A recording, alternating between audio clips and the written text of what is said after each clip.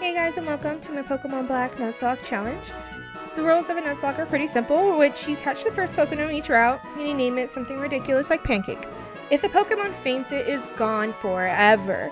There are no items in battle, and there's no leveling up over the gym leader's strongest Pokemon. If I white out, that's game over. Do I have what it takes to beat Pokemon Black? Let's find out! Welcome back to another episode of my Pokemon Black Hardcore Nuzlocke. I know it's been a while. I've been very busy these past few weeks. Recently, PAX West was here all weekend, so a bunch of my friends and myself included all went to go participate.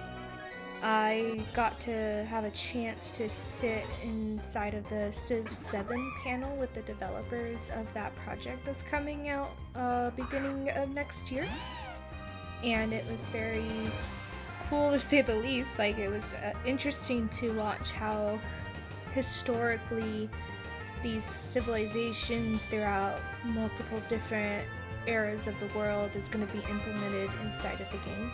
So that was like kind of cool to like learn about and be able to watch and listen more about why they're focusing on these what they called ages. So that was really cool. We also sat down in a Magic panel, Magic the Gathering, I will say, not just like witches and wizards. But I'm sure most of you guys like kind of figured that out already. But yeah, so they're like releasing this new like horror themed booster set, and they got to talk about how they're gonna build like rooms. It's very similar to like Betrayal of House on the Hill. They actually gave us like a little event card to put inside of our board game if we own it. We have like the Baldur's Gate version, but still. And then there was like a lot of Pokemon events that were going. So last year I got to challenge the PAX Pokemon League, and I only did a couple of the gym battles. I didn't do a whole lot because like we're a huge group of people and everybody wants to do their own thing. So I went by myself to go participate. I didn't do that this year, but next year I'm kind of thinking about maybe being one of their gym leaders. There's a whole application process that I learned about this year, so I'm thinking about doing it for next year, and I think that'd be really fun to like go and be a gym leader at that event. But I did participate in one of their handheld tournaments for Scarlet and Violet, so that was pretty cool. I built a very rushed team like 2 days before the event, and shockingly took third. I went further than I thought I was going. I thought I was going to get knocked out second round, but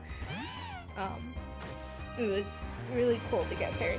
Basically what happened in my second game, because I took the first game like no problem, like I knew it, like that game was pretty easy, but my second game, like the gentleman I was facing against had a way more well thought out process of battling than I did. I was just very like gun-ho lucky because Pokemon's a game of skill, right?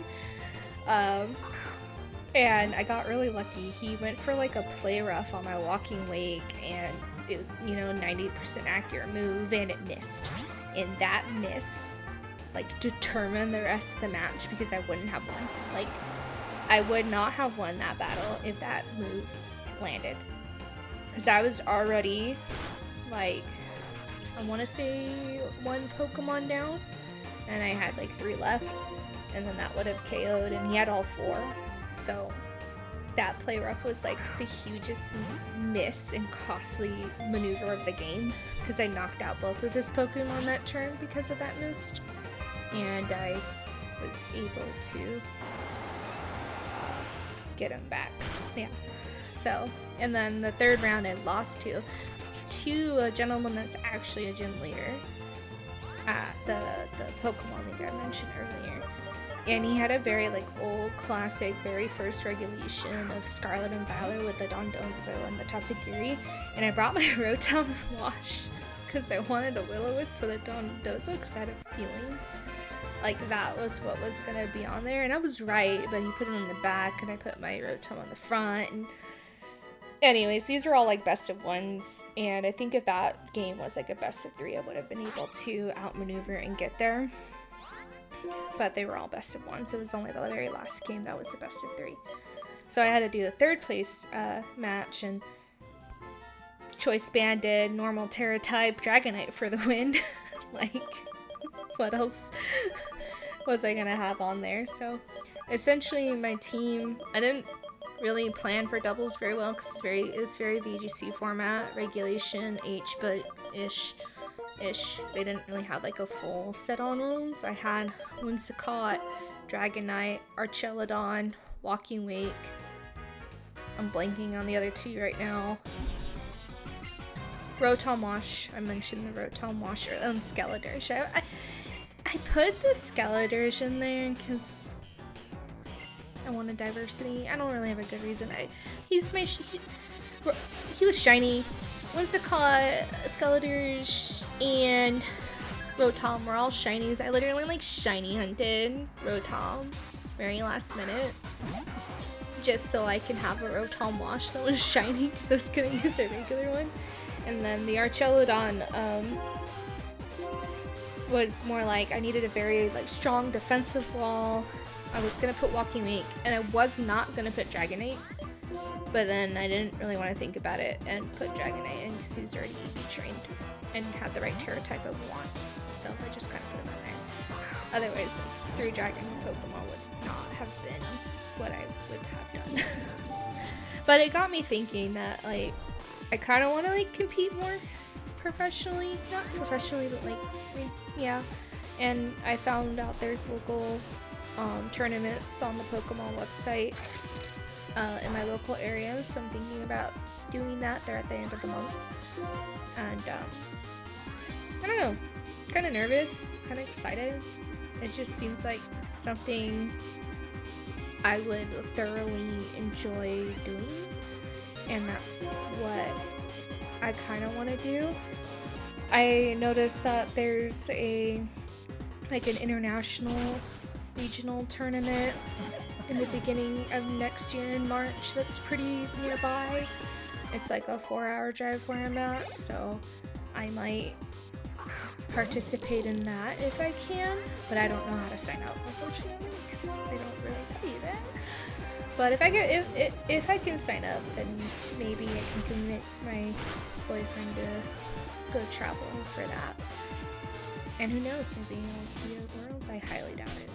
I'm just new to this whole competitive scene, like I'm challenging myself more into the realms of Pokemon, and I want to be able to constantly improve. That's why I'm like doing this Nuzlocke challenge, because like I have never done a Nuzlocke at this realm before. Like I have, you know, dabbled in the idea of not losing the Pokemon as I'm going through my playthrough, but I never like actually like would follow through on it. And I figured let's do it in like Pokemon Black, because it's one of the more harder generations of games versus like Fire Red and Leaf Green, which is like pretty easy and child's play in my opinion, where anyone can do it. So I'm really just like challenging myself to be more well versed in my knowledge of Pokemon and being able to either outmaneuver the AI, outmaneuver my opponent. So that's kind of like the challenge of my year when it comes to the realm of Pokemon. Anyways, enough about me rambling on about my current adventures in Pokemon, competing in packs, talking about what my next steps are as terms of challenges for the next, at least for the end of this year. We're gonna go back into what's going on in my Nuzlocke, right? So I just had both of my most recent encounters. So I caught a Darumaka and I caught a Sandile. So the Darumaka is not too terrible because no matter what, it's always going to have Sheer Force with the Hustle ability, and it has a special attack lowering nature, which I'm pretty happy about. It's not like the best, you know. I mean, it's not the worst though. Like it's definitely like anything minus special attack is great. However, my Sandile, not too happy about it. I wish it had Intimidate instead of Moxie, because I now lost out on 2 intimidating Pokemon. And it also has an attack lowering nature. I just can't seem to get a break with all of my physical attackers getting an attack lowering nature. I just can't seem to get a break. I'm just having the worst luck with it. And it's kind of just sad, frustrating, and kind of pissing me off. Like, come on, I need to get better, like, natures when it comes to this. But I guess it's the beauty of doing a Nuzlocke is that you never know what you're gonna get. So now all that's left is getting my last and final encounter over at the Relic Castle, and I couldn't be more happy with it being the Yamask. Mostly because, like, that Will-O-Wisp is going to be the best thing and counter that I will have against Clay's behemoth of an Exactodrome. I still don't really see a very possible way of winning that Clay fight if I do not have the burn. The ability to burn the Exactodrome is going to be everything in order to move on from where I stand at Clay. So I'm really happy that I'm getting this. I don't think there's another encounter in the Relic Castle other than a Sandile. I think it's just the Yamask, the Sandile, and I think of Volcarona if you travel deep and far and wide for it. But I think I don't remember if the Volcarona is like endgame or not. I think it is. I think it's like post-game encounter. I don't even think it's like an encounter I can get now. I think it's just getting the Unmask at this point. But let's say like I was at the Desert Resort and I got a Dwebble, I would have been probably most likely getting a Sandile in this encounter instead of a Yamask. So I'm kind of glad I got to lock out Sandile from this area and only guaranteeing a Yamask at this point. So I'm pretty overall happy, other than my natures, unfortunately. My natures just kind of hot garbage. Like, I just keep getting, like, unlucky with all of them. I decided to name my Yamask after my Dungeons & Dragons character. So my Dungeons & Dragons character's name, her name is Vex. She's a changeling bard. I thought it would be really fun to be a changeling, just being able to shape change and change my face and disguise myself consistently. I don't know. If you guys play D&D, just say something, you know? My Yamask has a speed lowering nature, which is not terrible. I think Coffee-Grigus is like really slow and very bulky, so having that lowering speed I don't think really makes a big world of difference. So overall, not a terrible nature. It's just like the hard hitters that I want to have like an attack boosting nature is just not happening. Anyways, we're gonna go ahead and head over to the last bit of my episode, which is gonna be the end fight. And I don't know why, I still really like the Ferris wheel scene with him. I think it's just an interesting character development for N as a rival / bad guy. Like, I don't think you get this close to the bad guys in most games, where you're just in a very closed space learning about how he's the king of Team Plasma, he's trying to save the world and Pokemon, and learning about what his ideals are. And I don't know, I think this Ferris wheel scene is so cool. And when I was first playing through it, like, I just genuinely was like really confused when he just like takes one step closer to your face. You're like, you know, shaking back like you would like, what the heck is going on? why are you why are you getting this close? So, but yeah, I'm a lot more prepared for this end fight than I was like the first time around. my previous playthrough, I'm not gonna lie, like I kind of did everything slightly blind.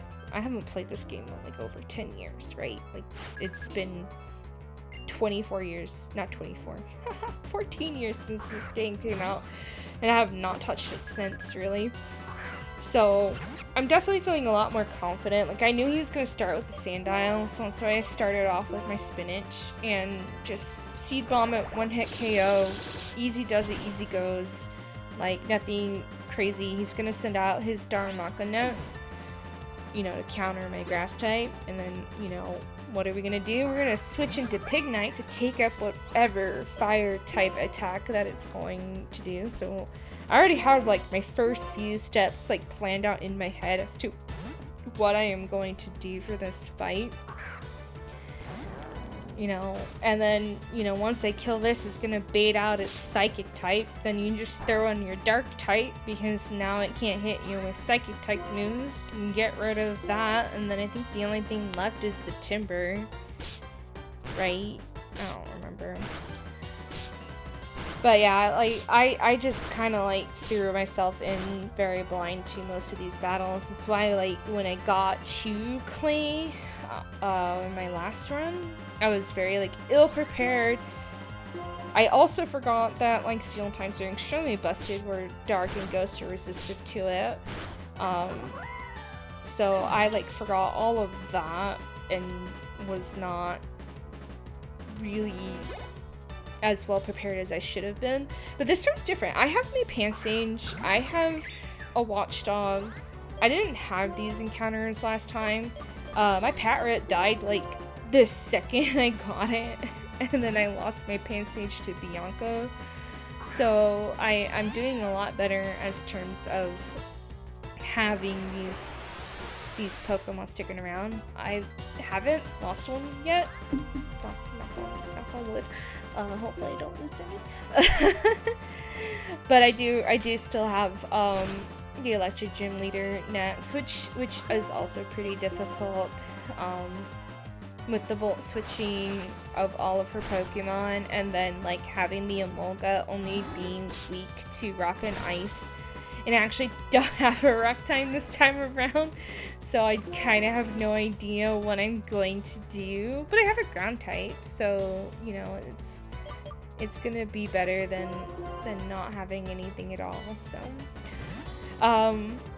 So this Pokemon, I think it's called Sigilyph, use Tailwind, which means it's gonna outspeed me for like 3 turns, and I didn't want my Purloin to die, so I switched into Watchdog just so my Purloin doesn't die.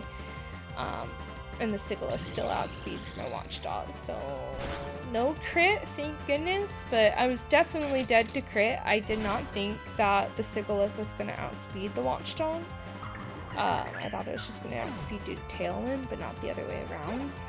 So at this point, I'm like stressing out because the only thing left is the Scraggy, and I'm like, it has Pursuit! And then I looked up its move pool, it doesn't have Pursuit. I was so worried I was gonna get Pursuit trapped and lose on my Watchdog right here. I was like stressing, and then I'm just like, I'm stressing just for no reason. It's gonna go obviously for a fighting type move because it sees a kill at this range, and I would say random moves, but I don't think that's necessarily the case. I think it's gonna go for whatever you're super effective against. But I don't really have anything to resist fighting. But I do have a bird, and a bird that can hit an air cutter and one-shot the Scraggy. So, well, I guess two-shot this Scraggy. But you know, and that's pretty much this end fight. This end fight was much more well prepared. No Pursuit traps, thank goodness. But that's something I need to start thinking about moving forward when it comes to this challenge. Is like, how am I gonna get Pursuit trapped? Making sure I'm playing around my crits. And then just making sure I'm playing smart overall and taking my time making my decisions. I tend to be very brash and very rushed and very want to be quick and moving forward and everything like that. So let's just take a step back, take it slow, and go from there. So, anyways, that's all I got for this episode. I hope you guys are enjoying, and we'll keep on watching, and I'll see you all next time. We're gonna face the gym leader, and that's gonna be that episode, so stay tuned.